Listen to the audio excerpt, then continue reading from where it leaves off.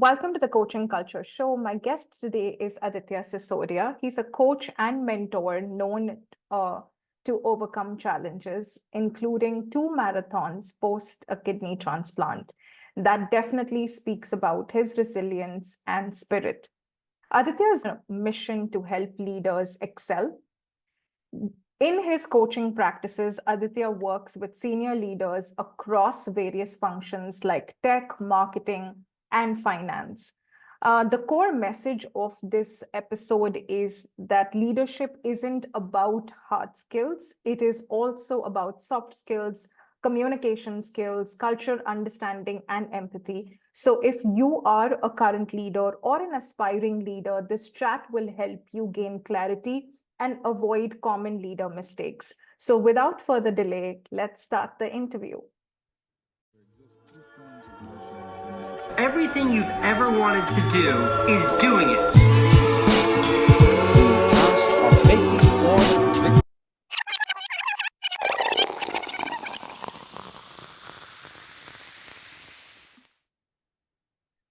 Hi, Aditya. Welcome to the Coaching Culture Show. I absolutely appreciate you agreeing to do this, especially just a day before Christmas. I don't know when we're going to release it, but appreciate your time.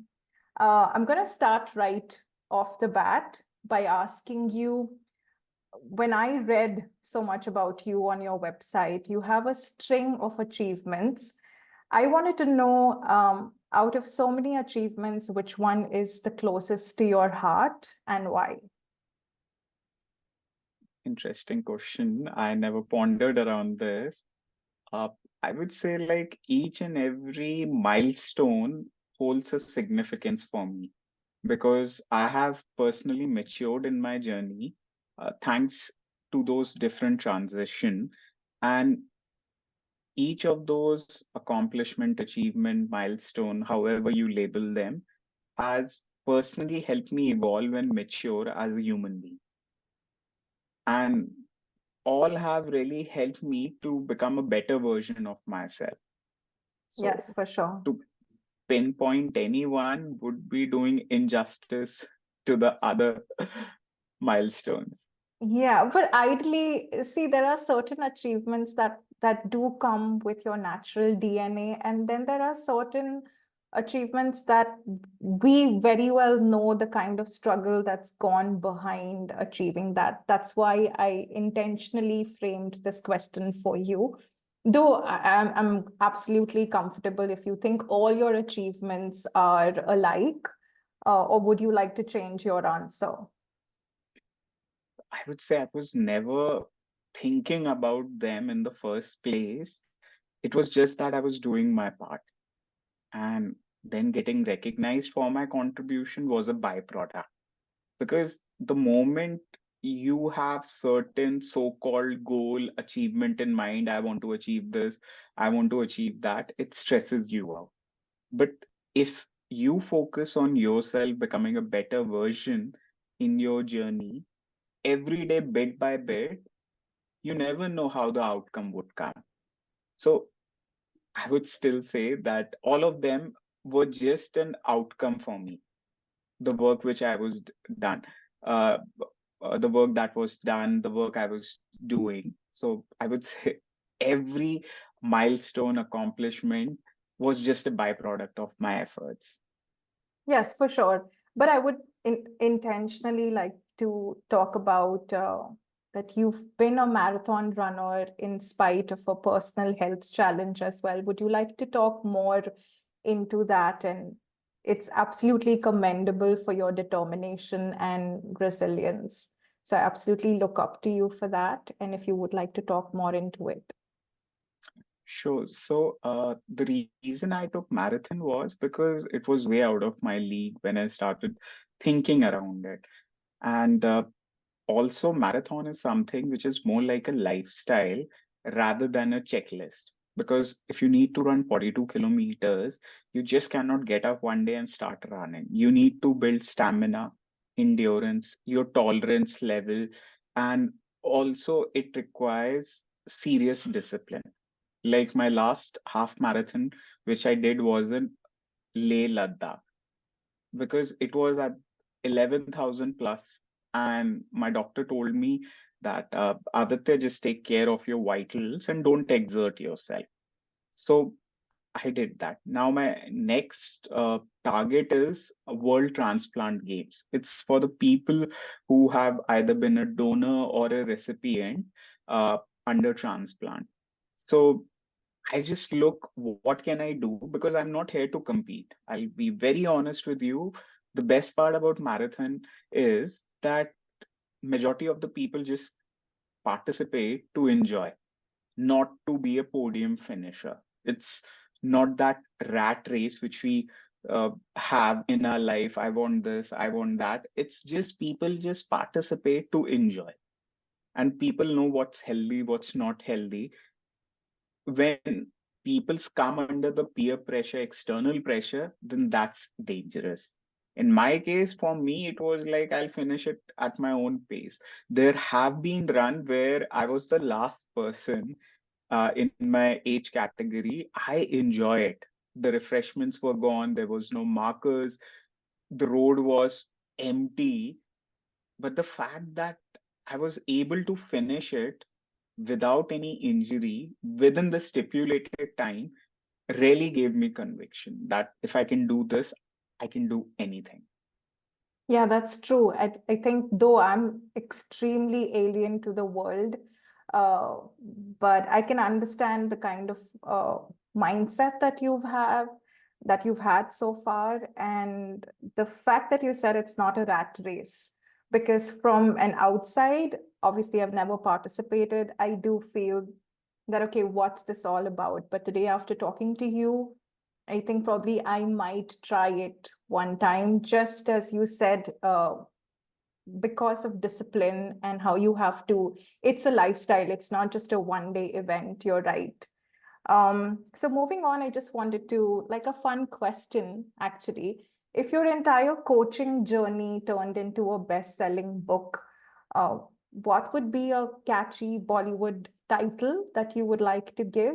And which actor would you choose to narrate the audiobook? Mm. Uh, so first, let's talk about the voiceover, the actor. For the good times, I would have Morgan Freeman, and for those tough times, I would have Samuel L. Jackson doing the narration and the voiceover, because both guys' speaking style really makes you feel the moment, the expression, the emotions. The title I would say is "What's Next," Okay. because life is unpredictable. You never know what's next for you. All So I right, would say, but clearly, I think, if you talk about, at least for me or a lot of people from India, you can't remove Bollywood out of it. And the fact that you've given international references, uh, by any chance, would you think if your coaching journey was a Hindi Bollywood movie, mm, any title that would resonate with you? okay, so I would say Sharat Kelkar should be the Okay. voiceover artist, because he lended voice to Prabhas and to other actors also, and his voice has depth. So I would take Sharat Kelkar, and Hindi literal translation would be "Aage kya hoga." Aditya. Smart enough. I like that. Alrighty. So if you're not coaching, what's your style of unwinding and recharging? So for me, unwinding and recharging is I just watch certain movie, uh, I read books, I just go in for a walk, stroll, because for me, when I'm not coaching, it's about energizing myself. As coaching conversation are highly emotionally charged conversation. You tend to have conversation around those deep thoughts of other person, and you need to be fully present. And to get back into that focus, I need something which will help me to empty myself. So True that. I Yes. love watching a movie, a book, or just going in for a walk, outside, leaving my phone on silent, just shutting down notification. Like one of the thing is that my phone is always on silent mode. Okay. I don't put any ringtone or any notification sound because every ring, ping, ding really distracts us. And Nice. something which I'm working on for 2024 is focus. Like focus is anyone's superpower. With more than 35,000 messages every day that are bombarded, be it your SMS, text, television, commercial, social media, the ability to focus is something that will help us to emerge ahead as a leader.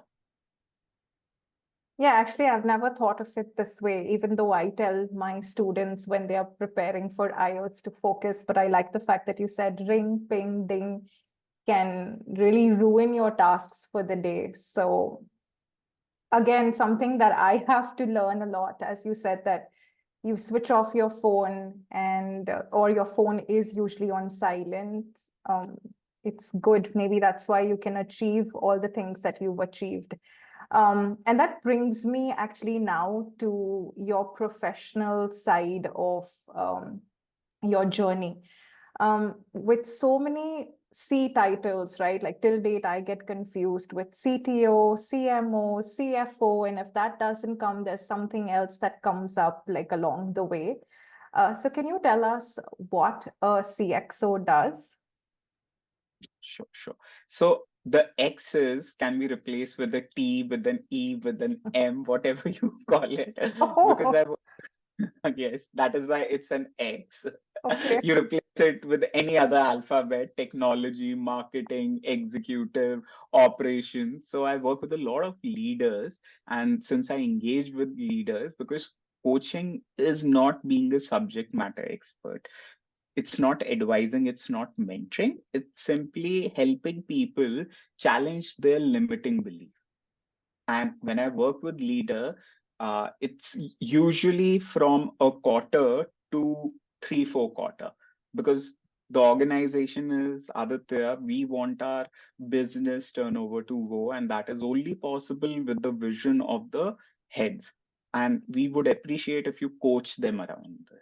Because I categorically tell them I'm not going to train them. I'm just going to have a conversation with them to support them identify their blind spots.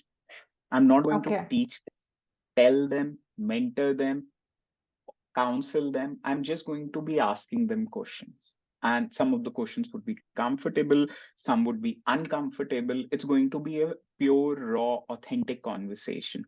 And that is why a clarity call is made before the engagement starts. We call it compatibility call. We call it chemistry call, which is to calibrate each other's expectation and working style.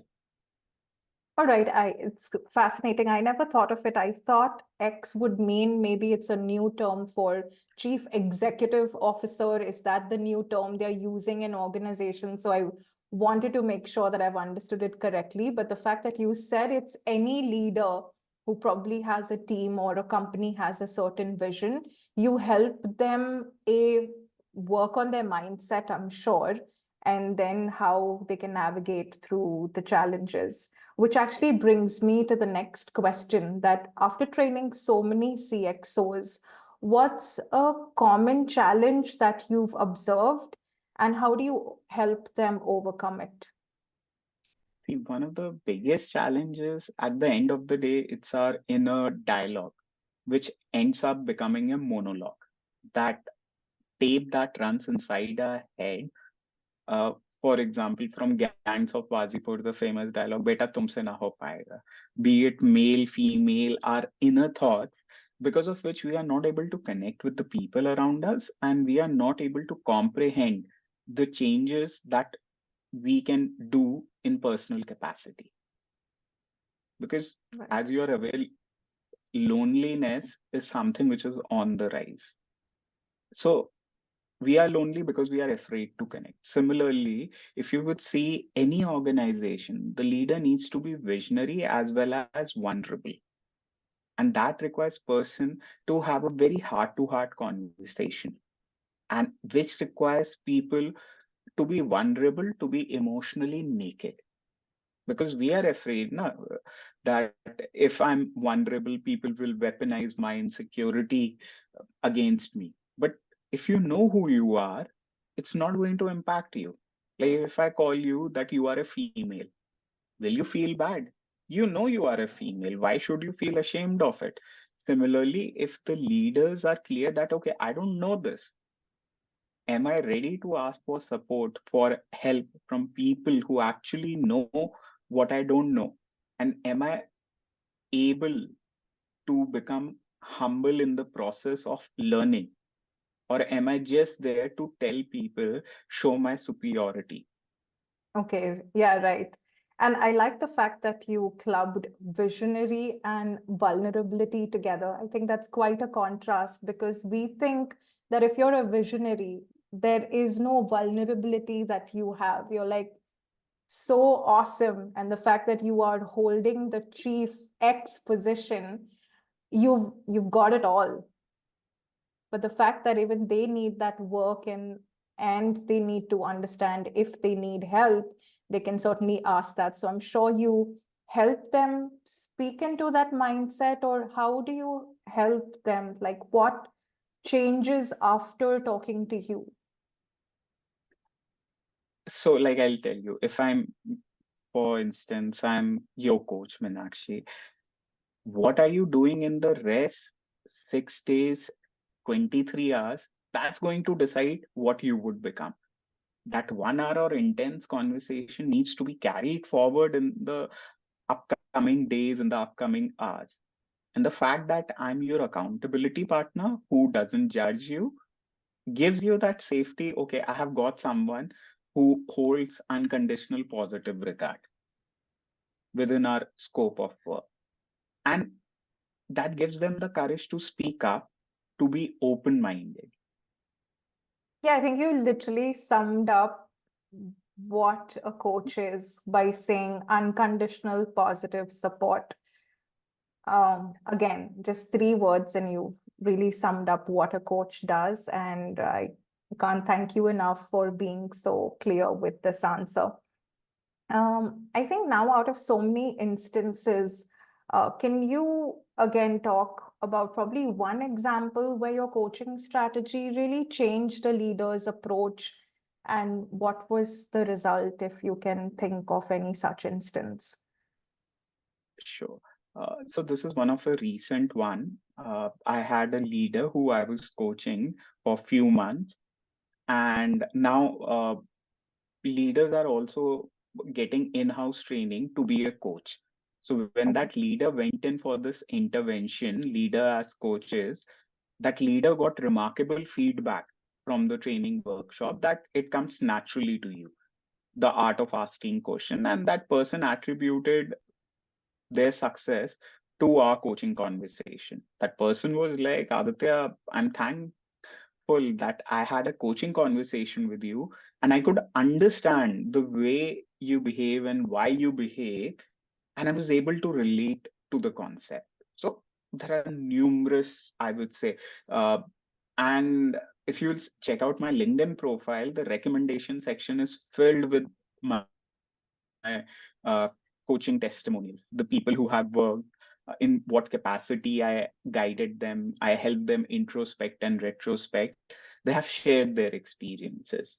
Yeah, I'm sure you do a wonderful job. And I did not know this new concept because obviously my work is disassociating with the organizations or multinational companies, though of course that is been my past experience. But I did not know that leaders are now getting training to become coaches as well, because which is what I perceive, that learning new skills will be a lifestyle, unlike the previous generation where you studied, graduated, and you could just retire with that job or designation, right? With newer technologies will come the need to obviously learn new skills. And this is quite interesting that people who are already leaders in the organizations are going to get uh, training on becoming coaches. So yeah, I think your role is very important to all the people that you deal with.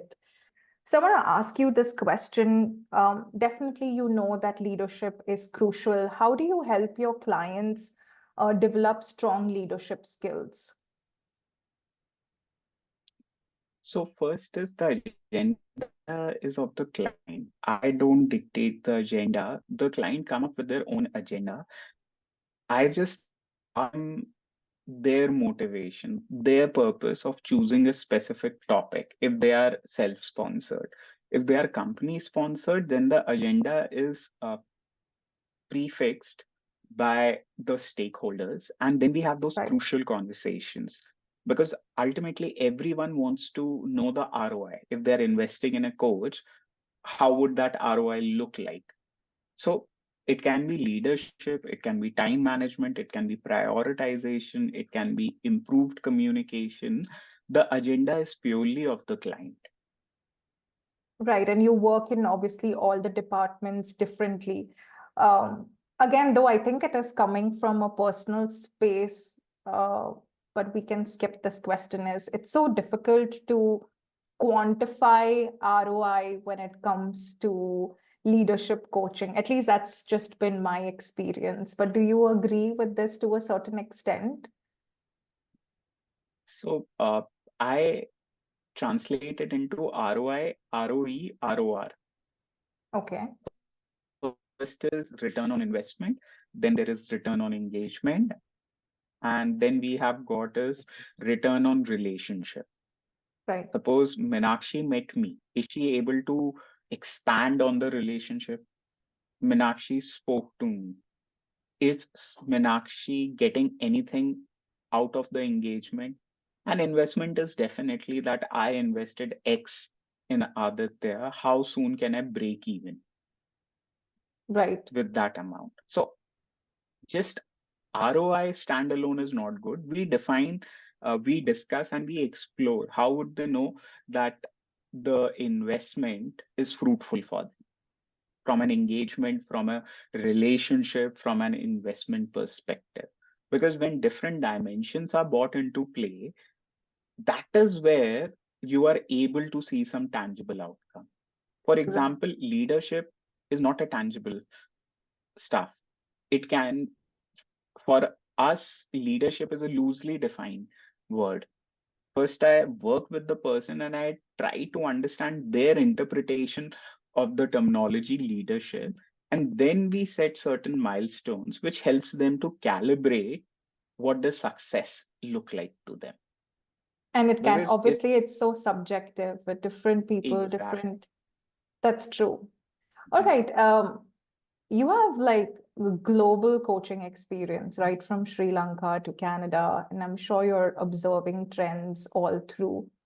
Do you feel that there are cultural nuances that can impact leadership styles? Of course, of course.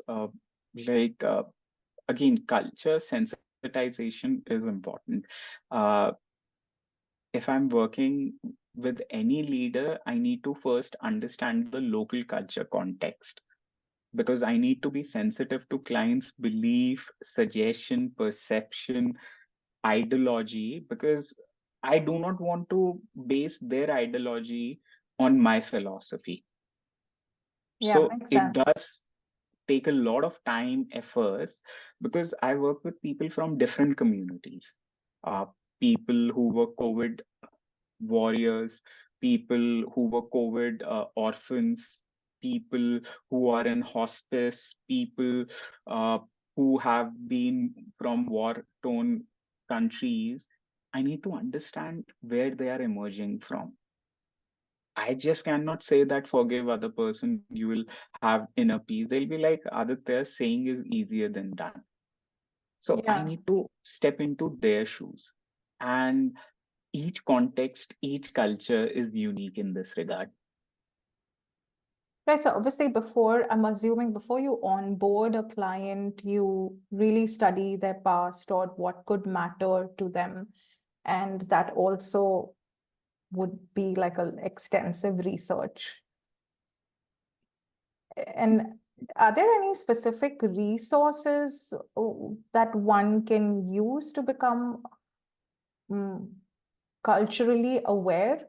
Because again, coming from a personal space, I've tried to understand the Canadian culture or the American culture, because I also work with companies where they're catering to international clients and they would like their employees to understand the client culture better in order to engage with them. But when I dug into the research bit or the resources, I couldn't find a lot of trustworthy source where I would say, okay, no, this is the only style. Because again, culture changes um, again in every, couple of miles. So how do you get to that level where you're able to connect with so many diverse audience? So the first thing is I consume what my target audience consumes. If Okay. my target audience is consuming web series, I also need to immerse myself with that particular title web series, because all these web series are a reflection of what's going on in the society. Yes, that's so Their true. their protagonists are a reflection of the real world identity, real world individual. And if I'm able to relate to those protagonists, I'm able to relate with my clients because I know where they are coming from. What is the environment they are exposed to? What is their lifestyle? Because I cannot judge someone. The person would be, I have been born and brought up in this environment, and you are an outsider. You cannot tell me to change my entire thought process. Yeah, for So I sure. need to understand and respect their cultural value, their cultural heritage. Yeah, does it actually just help to ask them these questions, or you think they will not tell you exactly what things mean? Because psychologically, they say, right, if you ask me a question, I'm more likely to give a herd answer, something where you expect me to fit into that box, or you actually go behind the scenes, understand. Because again, the way I'm looking at it is you can interpret web series differently. So again, there are multiple resources from research paper to documentaries to catalog to podcast to web series, which I need to refer. As I told you, coaching is a very emotionally charged Yes. conversation.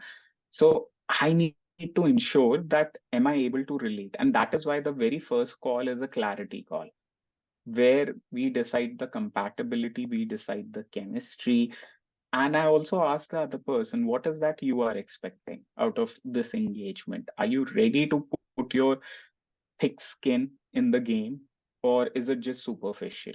Because the conversations are like this, that it's a very authentic conversation. And I tell them, you might hate me because of the questions I asked you. They might sound insensitive to you, but you are going to respect me because I would be asking you questions which you might not have even thought about asking yourself. I'm going to be supporting you with raising your level of consciousness by helping you see your blind spots. Because not Right. many people are open to being guided, are open to being challenged. Yeah. I think this question, it'll be interesting to see the other side, because my very next question was going to be, or it is actually, the fact that you put in a lot of grind and research and so many hours of work behind your actual work of coaching your students. What I see, this world is seeing more and more young leaders.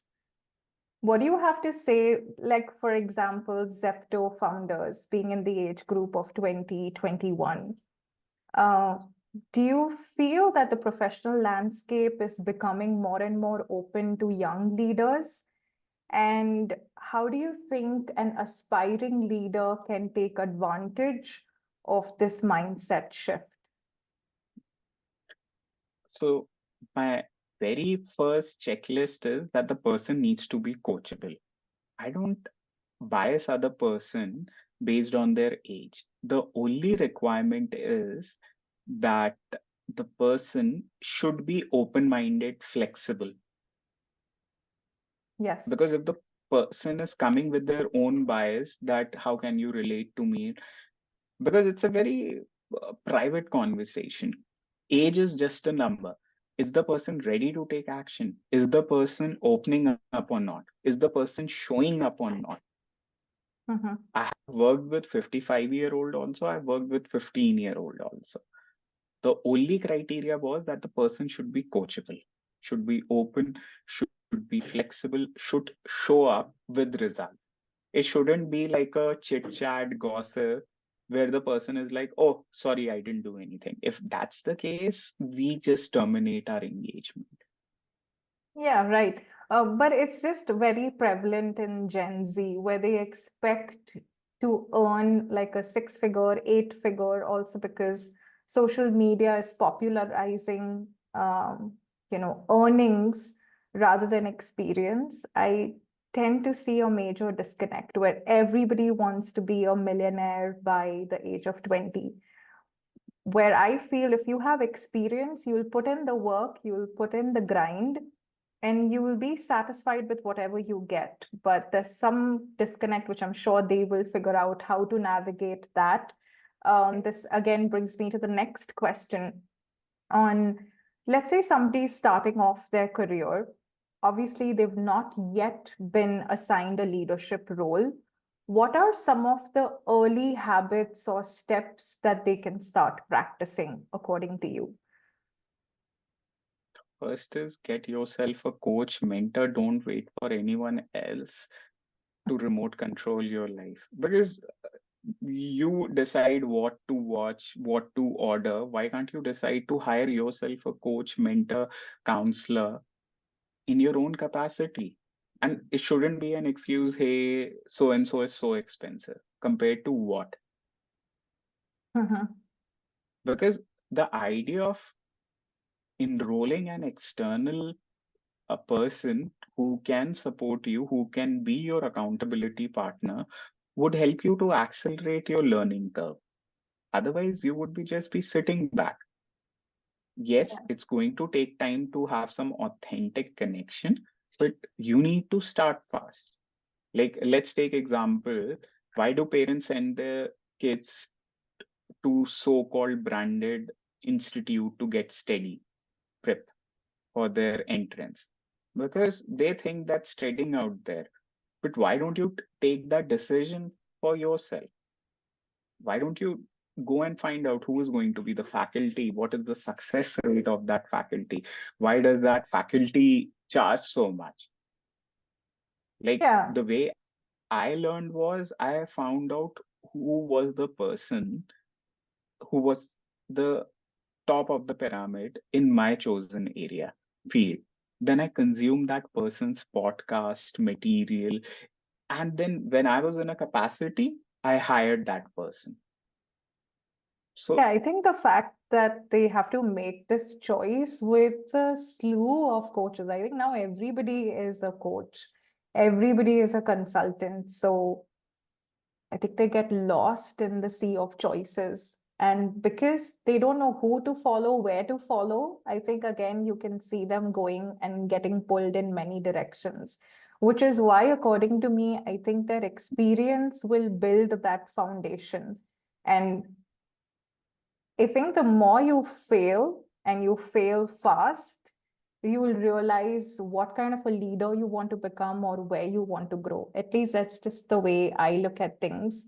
But I'm going to wrap this up by asking you something that's extremely closer to my career or my passion, which is communication. Now, I know that every leader, it's imperative for them to have great communication skills. So, how do you help your clients master communication skills, especially in decision making and team collaboration? now communication has different interpretation for different people. For some, communication might mean the language. For some, it might mean the expression. If it's a language issue, then I guide them to connect with a voice and accent trainer. If it's an expression one, then we need to understand, is it about presentation or is it about being vocal? So it takes a lot of pre-work to decide what exactly. Because when people say to me, generally stakeholders or the management is like, Aditya, improve their communication. Then I'm like, can you be a bit more specific? Specific, They are yeah. like, improve their communication. Then I need to drill down. Is it presentation? Is it expression? Is it language or what? So they are like, it's more on the expression side. I'm like, and how do you know it's the expression? Then they are like, that is what you need to find out. I'm like, okay, so we do a 360-degree feedback. We do focus group discussion where we are able to identify that under expression also, what does it mean? Is it acknowledgement? Is it persuasion? Is it convincing? Or what are those parameters? So a lot of deep work goes into dissecting their interpretation, because if the diagnosis is not right, then ultimately the line of treatment would not be handy. Yeah, correct. And the fact that you do so much work again during the pre-assessment phase, I still feel communication is a newer concept. What people feel is, okay, tell me how to master some fancy words. How do I make that impression fast? But it's good the fact that you focus that there are so many departments under communication, and then you have to like really get the best out of them and eventually help them with the right solutions. So again, thank you so much for your deep insight into this question. And with that, that brings me to the end of the Coaching Culture Show podcast. And thank you so much once again for your time, especially during the holiday season. I know you're in a rush, so I am going to wrap this up by stopping to record. Thank you once again. Welcome. Take care. This brings us to the end of this episode. I hope you enjoyed this episode as much as I did. Personally, I'm going to be more mindful of the ring, ping, ding, and not get distracted.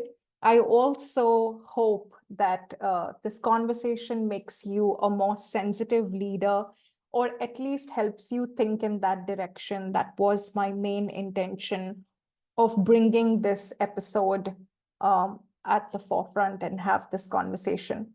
If you like this episode, please consider subscribing. Do share it with your friends and family, as we all are in this together.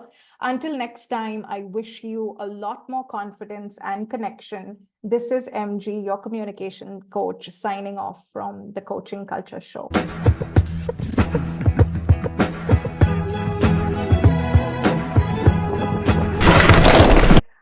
I sure had a lot of takeaways myself, and I think I'm pretty the